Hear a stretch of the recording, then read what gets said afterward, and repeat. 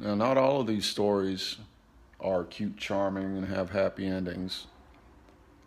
Another one from our days in Milwaukee after 2012, end of the Mayan calendar, which is when all this stuff seemed to hit the fan. Um, I was out doing my regular shit of hitting thrift stores, buying books and things like that, and tons and tons of books at home, too many books, probably. And I saw a book, it was a Dover edition by of poetry, and I looked at it and I thought, I've heard of this guy, but I don't know if I definitely need this book.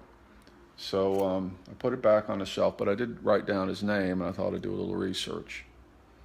And then I met my psychic lady friend at the coffee shop, sort of for lunch, and I mentioned the book. And when I mentioned the book, man, I got the download from hell, which is, for those of you that don't know, it's an energetic sensation. It's kind of like goosebumps, but it's much more powerful, and it's much more instantaneous in the effect.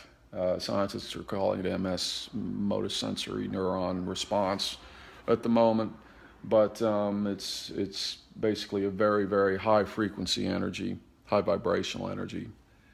And so anyway, I got that. I'm actually getting it right now too, and I said, geez, I'm getting the download here, the tingles, as we call it, the tingle. And she said, oh, well, I guess that means you better go get the book. And I said, well, I guess I better go get the book, huh? So I went and I got the book and brought it home. Everyone's home, me, her, she was over, the kids were over, dogs were there. And I'm sitting on the couch and I'm reading this book. And they're short epitaphs.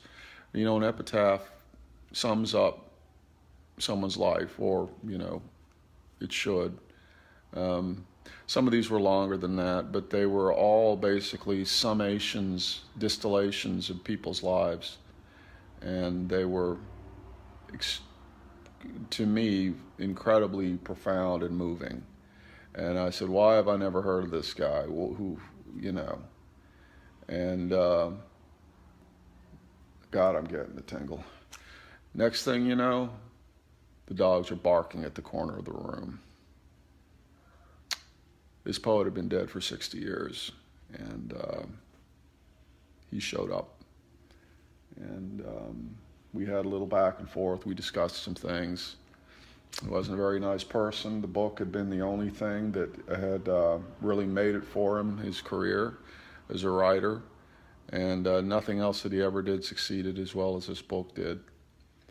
And I asked him if they were based on real cases, and he said some, which I suspect perhaps they all were, which karmically might not be the best thing in the world, to make your fame and fortune on the suffering of other people. I mentioned this book to another friend who, I think he lived in Indiana, who was in the theater, and he said, oh yeah, I know that book. We tried to do an adaptation for it on the stage, and the actors couldn't get through it. They would break down. It was so moving. So anyway, this poet asked me some other questions. He said, asked me if I would locate a certain fellow in a retirement home in Washington, D.C., I think, East Coast somewhere, because he had his remaining archive of papers, and he wanted me to help him get his last books published in print and things like that. And he was very sarcastic. I asked him why he had moved on, but he was still, haunting people. And he said, because I like the look of words on paper. So perhaps there's a lesson there for us. You'll notice I haven't mentioned him by name.